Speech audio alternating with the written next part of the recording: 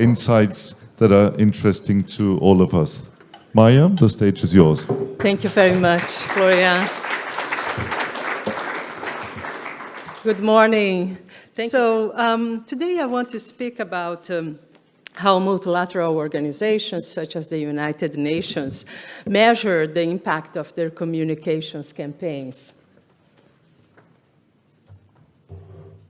So just so I have an idea of the audience, who among you has worked with the United Nations in the past or one of its agencies?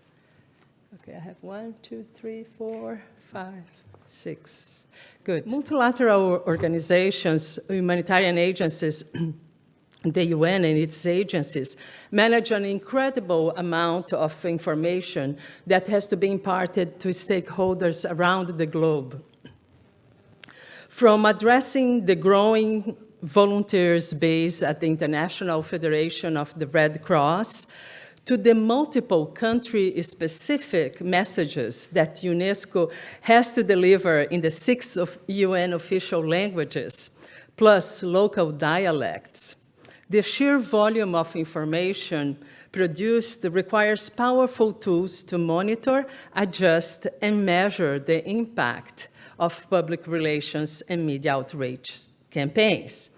No organization, as you know, can ignore reputation analysis tools if they want to increase mind share and market share. So the title of my presentation is Measuring Impact in a Multilingual Environment, making sense of it all. I'll try to answer the following questions. How do they gather intelligence? Why?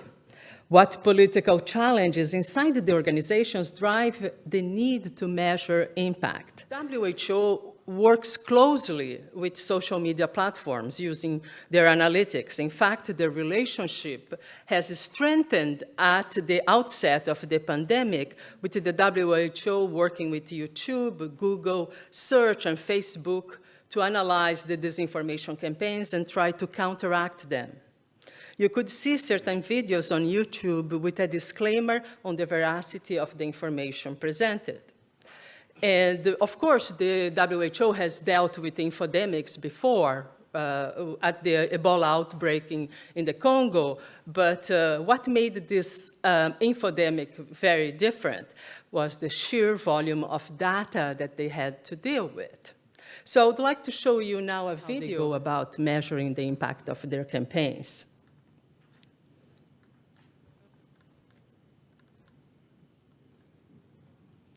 And how do you measure the impact of your content and campaigns? So we look into shareability, or how I like to say digital word of mouth. So we are listening regularly and monitoring how our followers are engaging with our content, how they are digesting it and consuming it in an interesting way. So we want people to stop when they see it. We compete with a lot of interesting content, friends on holidays, children, memories, top news. And you know probably yourself as well, when you scroll on a social media feed, they're like few seconds that you have to, maybe even less, to catch someone's attention. So we are trying to create our content in a way that people stop to see it, but they also like it enough that they want to share it with their loved ones and their communities, to help us to raise awareness on various health issues, not only emergencies that we've been in the spotlight a lot in past few years. So for this reason, shareability for health is how we measure our success on social media, and so far it did help us to grow our presence quite a lot, and also to reach, I'm confident to say, billions of users around the world. We rely heavily on native data from our channels. And we have a colleague, Giselle, who is doing an amazing job actually in building our own databases and updating them on a weekly basis. So this help us to follow in depth all the trends across our channels and across our posts. Of course, we use some third-party tools like Talkwalker that helps us more on monitoring conversations and sentiment. But in terms of the data and engagement, we are relying heavily on the data that we have from the platforms, and also on the specialists that we have in the team to digest and analyze those data, and our decisions for growth or change in tactics are based on this real-time data and the work that Giselle has been doing. So measurement, monitoring, making sense of the data is really what they are focusing on. Of course, WHO uses third-party software plus internal review of data analytics from the social media platforms. That leads us to another important question. Who is leading at a particular organization? Which team internally is driving the communications? The press relations team? The policy team, the experts within the organization that want to make sure that their research is seen and heard, or the social media team. That is very recent, actually, that the social media team has such a say. But the challenge for these organizations is to break down the silos between the press relations team, the social media team, and the technical and policy expert teams. This video from ITU, the International Telecommunication Union, they have created an event called AI for Good, where they analyze the aspects of AI, the impact it has in society, in its various sectors of the economy. And of course, with the pandemic, they had to transform and quickly move online. So now they have every day, almost every week, 2 or 3 conferences online that you can watch and participate. And they have grown exponentially, the conference. You know, they had doubled the number of attendees, which it was about a couple thousand from 2017, 2018, and 2019. But then in 2020, they had to move completely online, solely online. And now they reach 350,000 people around the world. So they have to quickly adapt. So you see, this is a moment where the policy team, the external relations team gets together and creates something, which creates, of course, more data about the organization, which they have to analyze in order to know what's working, what's not. So I would like you to take a look at this video. So this is the one. So simply put, the goal of AI for Good is to identify practical applications of AI to advance the United Nations Sustainable Development Goals. And how do we do that? Well, first of all, we can't do that alone. That's why AI for Good was created in partnership with 40 UN sister agencies, and of course led by ITU, the United Nations Specialized Agency for Information and Communications Technologies. Original AI for Good Global Summit, like you said, was a physical event occurring once a year in 2017. It doubled in size in 2018, doubled in size again in 2019. And in 2020, we were set to have our biggest event ever. And of course, COVID struck. And, you know, rather than wait for, blue skies, or maybe this will resolve itself, or maybe it was just delay the date, we immediately said, look, let's just take all of our speakers and put them online and start to do our programming virtually week by week. Our statistics show 183 countries have participated in AI for Good. So that's, and high participation from India, from Africa, also from students, PhD students, people studying AI. Of course, strong industry participation. All our 40 UN agencies are participating, NGOs, civil society. So, you know, our thinking is that, you know, AI is too important to leave to the experts alone, and everyone should have a seat at the table. So efforts have been made from the beginning to make sure everyone is actually involved in, whether it's curating sessions or participating in panels or just being there as part of the audience to learn.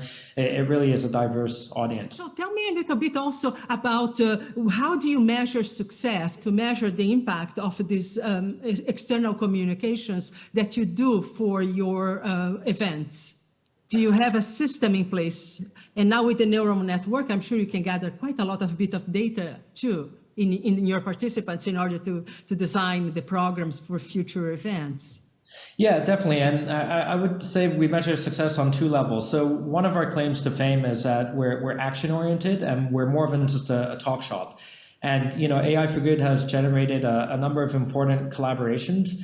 And a lot of these come in the form of what I call pre-standardization efforts that have been done between ITU and other UN agencies on important topics like AI for health, which have been done with the WHO, for example. And they're working on a benchmarking framework for the testing and evaluation of the efficiency or the efficacy of AI for health algorithms that are in use now. So, right, but also looking internally, we also have through the neural network platform, we have a lot of statistics on demographics and how many people join our sessions, how many people watch replays, where are they from, how many people connect, are they chatting, or are they visiting the virtual exhibits?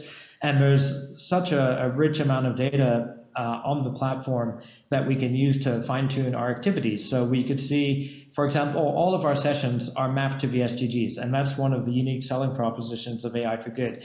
So that type of insight of content mapped to SDGs and also people's interest mapped to content, and then through the smart matching mechanism, we can really scale these collaboration opportunities much more than we could have done in a physical event in the old days, where you could see people shaking hands and engaging, but there was no measurement behind it. And so in this way, we always use the word scaling AI for good problem solving and collaboration opportunities. And I do believe that this neural network, which is basically an AI-powered smart matching community platform, is accelerating those collaboration opportunities through the platform. So in an ideal world, of course, and this is happening as we speak, there is greater integration. Journalists that are savvy on social media are working as press officers at UN agencies, and social media specialists increasingly are news media literate, meaning they understand the 24/7 news cycle, the pitfalls of reacting in real time, for an organization such as the UN that deals with volatile situations on the ground in conflict zones, and the importance of factual information that's readable, digestible, not just propaganda-ish, pushing info out. So I would like for you to now look at the question of breaking down the silos again between the different teams within the organization that will drive external communications.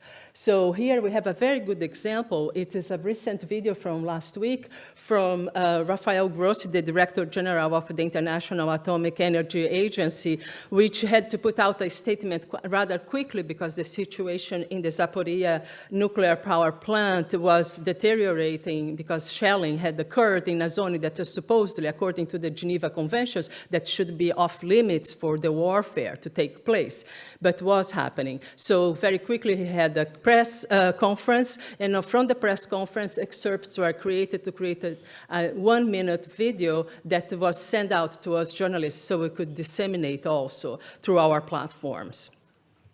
We can play the video now. Welcome to the UN Brief. This is a statement by the International Atomic Energy Agency Director General Rafael Grossi on the situation in Zaporizhzhia nuclear power plant in Ukraine.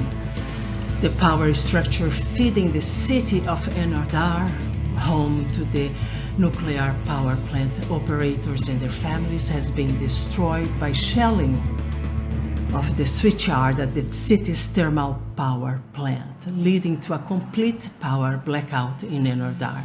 No running water, no power, no sewage, according to a statement. Shelling has caused a complete blackout in Energodar and compromised the safety operation of the nearby Zaporizhzhia nuclear power plant. There is now a low chance that reliable off-site power can be restored.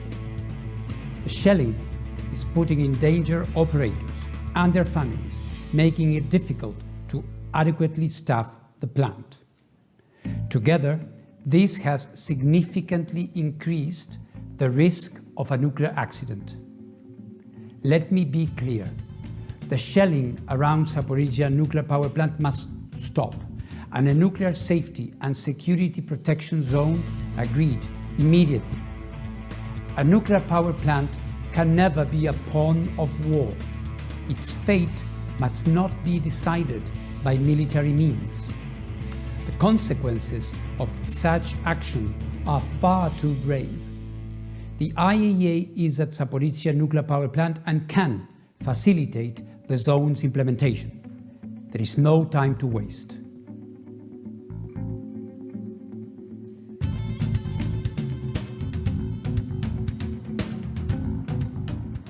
don't forget to subscribe. So now also, for instance, we should look at the recent appointment of a new High Commissioner for Human Rights, the Austrian national and UN international civil servant, Volker Turk. He is quite savvy when it comes to social media. Check his Twitter. Although some say not so well known outside the UN circles because he has been an international civil servant with the organization for at least 2 decades. So does not have that much traditional news media exposure as a UN official because he has always worked in the executive office. He's an advisor, direct advisor to the UN Secretary General Antonio Guterres. So what will change at the UN Human Rights Agency with him at the helm? Will greater focus be given to social media networks? Will his appointment mean a renewed interest in news media outreach? Or will it continue the trend to produce content in-house? As you know, many of the organizations produce quite a bit of content. There is this trend towards that, which should not be forgotten, the press relations side, because we still need the news media to actually look at the UN and decide what is newsworthy and what is worth reporting, right? So there is a bit this challenge right now that organizations want to create content to push out, but it's not the same as having the news media reporting on the agencies. So all these questions pose a significant set of challenges for measurement and reporting on the impact of the UN Office of the High Commissioner for Human Rights and its global communications strategy. Who is driving the conversations internally to present the organization to its multiple stakeholders? Is it the social media team?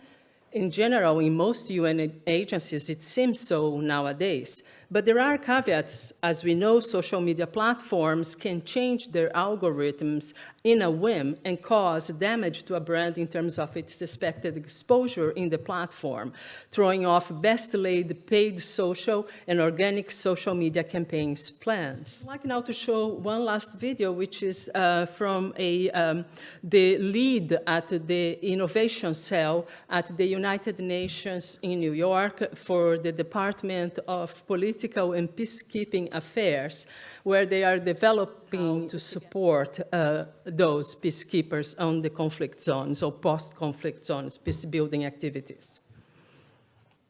The way that I like to describe the work of the cell is that the job of the cell is to look at emerging technologies, emerging methods, approaches, tools, research, and see how they can be repurposed for or in the service of peacemaking in a way that is deeply responsive to and collaborative with our colleagues on the ground in conflict contexts. That's how I look at the work of the Innovation Cell. And that charter and mandate was given to us officially in November 2019, but we didn't launch properly until January. Now, which brings me to another question that is related to how do you use information that's already available? Let's say, for instance, the news media covers extensively these issues, like South Sudan and what's happening, or if there was a major event that has propelled things to continued conflict. How do you gather information? Do you also do that? Gather information using natural language processing tools to actually understand how the news media is reporting on the issues. So you also have that kind of, how do you say, analytical landscape that you say, the news media is saying that. This is what the people are saying when we do the consultations. How do we make sense of all this? Do you use tools like that, and how does that work? Indeed, Maya. So we have multiple tools that are at the very cutting edge from natural language processing that enable us to analyze large volumes of text. And that includes the emotions being expressed, whether it's negative, positive, or neutral, the kinds of for instance, word co-locations. Every time elections are mentioned, are they mentioned in a positive? Are the 4 or 5 words that are around the word elections, are they positive? Are they negative? Are they what sentiments are being expressed in regards to various topics. There are multiple text analytic tools at the very cutting edge that can be deployed in order to measure and evaluate large bodies of text. Now, in addition to that, since in many of the conflict contexts we operate in, internet penetration is low and radio and television are king, or queen as it were, in terms of importance for political discussion and rhetoric and such, we have automated speech recognition tools that we've deployed as well. For instance, our tool, one of our tools, Warbler, is able to work at a high degree of accuracy in 19 different Arabic dialects, in addition to the 6 main UN languages and Ukrainian as well, where radio and TV content can be processed into text because it would be too much for a desk officer to go through everything, and then that text can be analyzed using some of the text analytic tools that I just mentioned earlier. So indeed, we are working toward this, and in the future, our aim and ambition is to work on a source-agnostic analytic tool that can take UN documents, online articles, radio data, TV data, YouTube comments, Telegram, Facebook, what have you, public posts, that kind of thing, and analyze it for precisely these use cases in a way that's responsive to the needs and collaborative with our colleagues who are working in conflict contexts on the ground. So then there is the question of people who are not on social media networks and still get their news from traditional print publications or TV and radio, as he just mentioned, as it is the case in some parts in sub-Saharan Africa. In this hybrid landscape, we have the added challenge of communications in regional offices and in multiple languages. First, let's look at working from headquarters and trying to coordinate with UN offices or UN agencies' representation on the ground in Africa, as an example. You have the office of the UN coordinator in Nairobi, Kenya, and he tries to bring everyone on the same page, as far as external communications goes, according to directives from UN headquarters in New York, but not only. UN agencies heads and other heads of UN regional offices also contribute through informal and formal internal consultative processes. It's not only top-down, never it is at the UN. Another example, the UN Information Services just had a meeting in Dakar a couple of weeks ago where, led by Giancarlo Suma, the head of communications at the UN Regional Office for West Africa, with all press officers in the region from the UN specialized agencies, including UNDP, UNICEF, and the WHO. It is what makes it a fascinating organization to work with because they strive to be truly inclusive, upholding democratic values and processes. So we can discuss whether they always achieve that, but they try to make it really a bottom-up and conversation in terms of defining the structure of the external relations, global communications. So it is in this multi-layered landscape that we have to identify the true decision makers who are aware of the need of measuring the impact of their communications campaigns.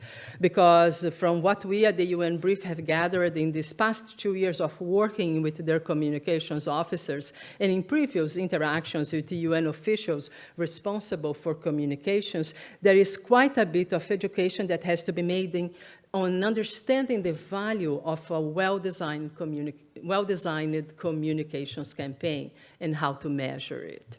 That's where you come in. It seems to me that they want to be quoted and seen, but sometimes forget how much investment of people and tools are necessary to do a campaign that truly resonates. And that's where you come in again, because if you are given a chance to help shape the narrative when it comes to technical aspects of how you are going to monitor and measure the outcomes, then the next campaign and the next campaign will be on target, because you will be building on the data that you have gathered and understand better where your clients are shining and who is paying attention to what they have to say. We know that every single UN agency and multilateral organization is seeking for the holy grail of maximum visibility on their messages and or developing their brands. The way to accomplish that is through great content. Some claim that content does not matter, distribution is where it is at. I beg to differ. Yes, distribution is pivotal. It is the difference between a campaign that reaches the audience sought or just sits there at a social dark corner. But content that speaks, that connects emotionally, it is as important, memorable. That's what you all should be striving for, memorable content. How do you measure content that's memorable on TikTok, on Instagram, on Twitter, on Facebook, all the other platforms that exist in the rest of the world, in Russia, in China, in India, you name it, in languages other than English? That is what we are looking at. We are looking at a multipolar world where languages other than the 6 official UN languages are also valuable sources of inspiration and information that your clients need to speak with. Note that I said speak to, as it is what sometimes has to happen, but speaking with is becoming the norm with social media new paradigms, with the trend towards authenticity, with speaking as if you were speaking one-on-one with each member of your audience, like in the video selfies on Instagram and Facebook. International organizations are moving well in that space, with its directors speaking directly to the camera to highlight an issue in a format that's truly engaging. Engagement, how do we measure that? Why is it more valuable than simple likes or even retweets? Number of followers seems like a nice metric, but for the UN and its agencies, more than bots and fake accounts clicking, or as you know, click farms, it is very important to have real followers in the general public, in the ministries of foreign affairs, and diplomats interacting with the content. Now, for press relations, many of you, your companies are very familiar with these processes. I will stop here and just say that cooperation and coordination between the different communications teams is of paramount importance. Press relations cannot be sidelined by social media channels alone, for sure. Thank you very much. I'll take questions now.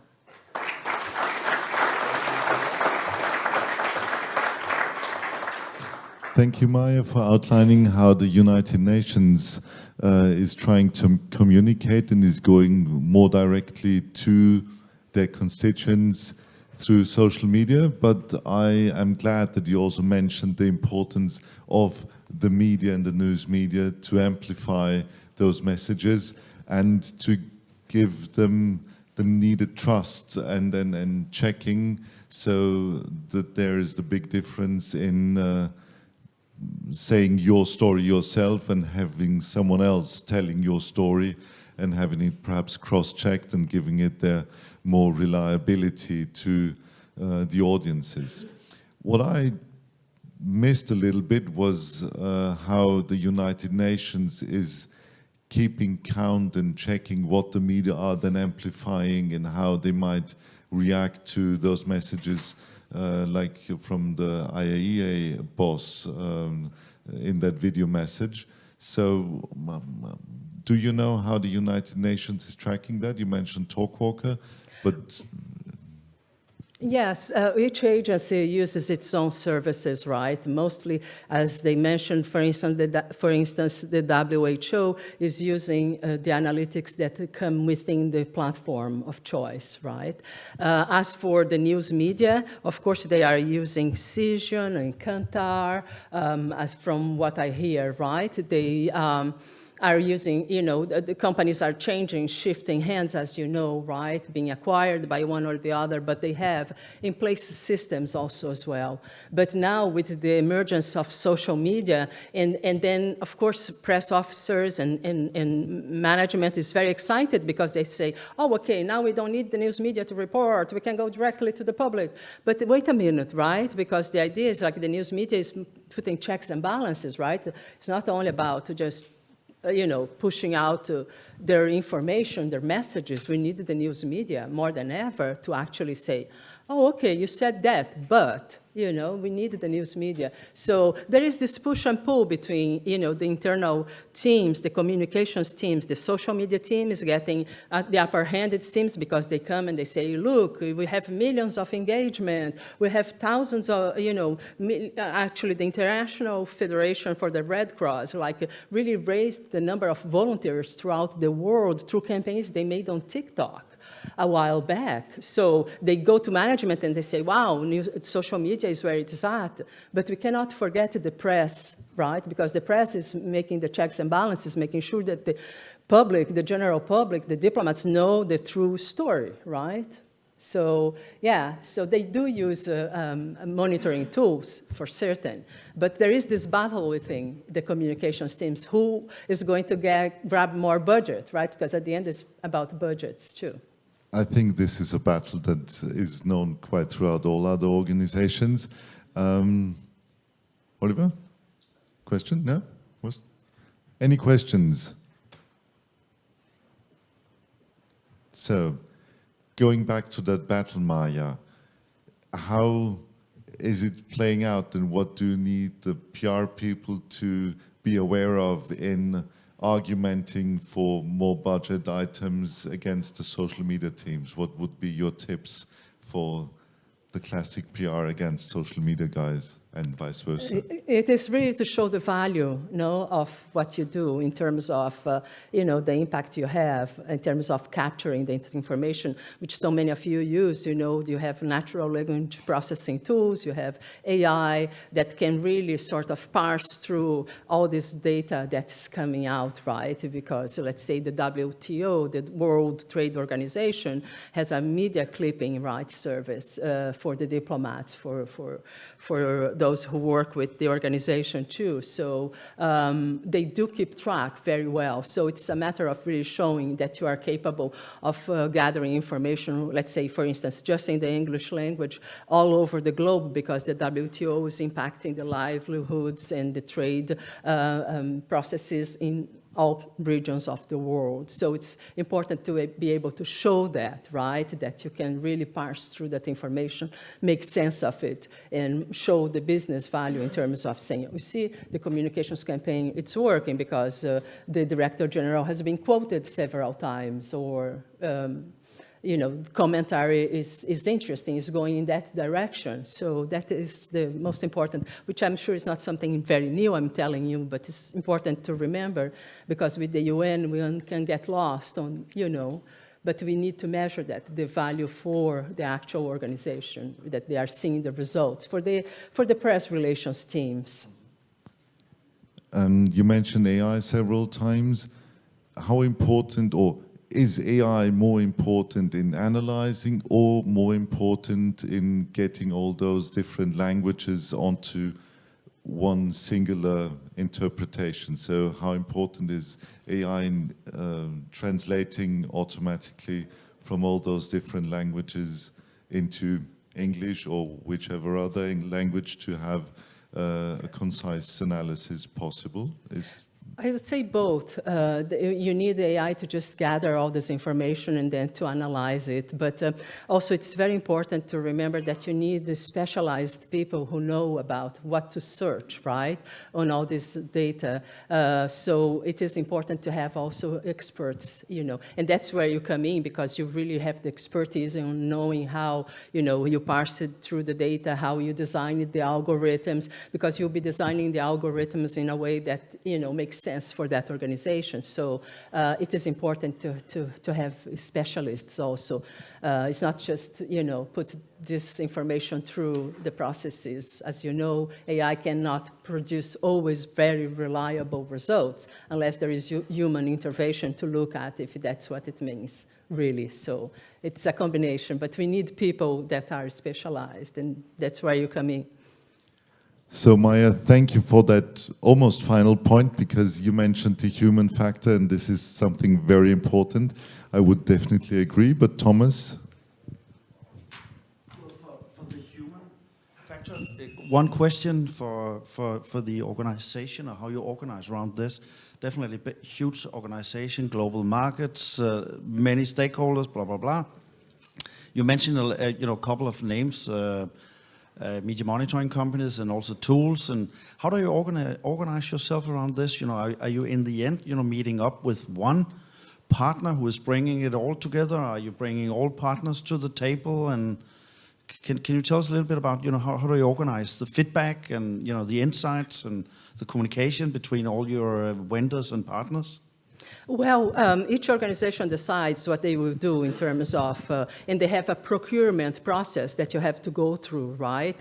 So they will put out, there is it's automated now, you can go online and find out, when each agency is going to be, reviewing its providers, vendors, and will, need something new, or perhaps in the case of ITU, how will they, decide which tools they are going to use. So they'll put a procurement notice out, a request for proposal, and people will go through. And then, of course, they will decide who, and they will combine. They will try to use, of course, sometimes they will use one service that can integrate, listening, social listening with press relations, monitoring, and so on and so forth. So it depends on, each organization works differently. They have discretion to choose which vendors they work for. So that's why when people think of the UN, they think of this monolithic organization, but in fact, it's, several agencies, right, that each has its own budget and each decides what to do and how to do it. So as you see in the WHO, they have quite, invested quite a bit in social media lately because they see that they have response that way. But also, of course, the press relations is very important. They have press conferences every week, almost every day during the pandemic, where they will have journalists from all over the world can participate in that conference and ask questions, right? So they've made it truly global, its efforts. At the same time that they have opened a necessity of analyzing all this data, because there's people from all over the world, or journalists from all over the globe, that are reporting on the organization. So yeah, it is discretionary, really. They have the chance to do that. So you have to keep an eye, which agency is doing what, who are the vendors. But of course, the big players are usually the ones that get to be hired because they have the capabilities of doing social listening, press relations, So it is a matter really of getting to know. Of course, the ITU, the International Telecommunication Union, it is an organization that's more open to the private sector. So they have very, like the event that they mentioned, AI for Good, is open to the private sector. So you can try to figure out how to participate in a conference or how to speak at a conference also. There are opportunities in that way, because then you get to be known by them. When the procurement process comes in, they understand better what the capabilities of your company, your firm is. So that is very important. But you have to keep in mind there is the UN Secretariat in New York that has its own budget. Then there are the bodies, then the UN development funds. There is so many agencies within the UN that each has its own budget and its own communications strategies and plans that you need to be aware of that. So if you, let's say, you want to work with the WHO, you could just try to follow the WHO for a while and try to figure out when they are going to put out a proposal, a request for proposal. So that's good news for all the sales teams. So there are many leads to follow up on. And the other good news is thank you, Maya, for your interesting presentation and answering those questions. The other good news is we now are headed into the networking break, and I would urge you to be back here in the plenary in half an hour for media and copyright trends, and in the breakout room downstairs, bridging technology and strategy in a perfect storm. Sounds very enticing as well, so please mingle and then choose wisely and be back at 11 o'clock sharp. Thank you. Thank you.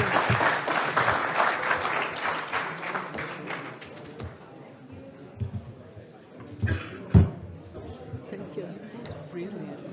Thank you.